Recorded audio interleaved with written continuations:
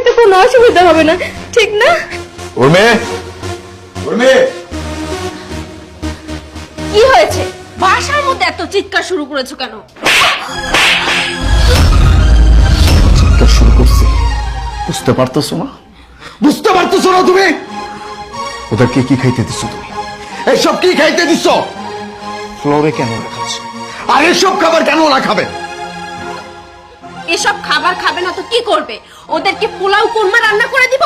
ওরা হচ্ছে গ্রামের কামলা সামলা মানুষ, ওদেরকে টেবিলে বসিয়ে খাওয়াতে পারবো না। আমার দামি টেবিলটা নষ্ট করতে পারবো না। বাস, একটাও বাজে কথা বলবা না তুমি।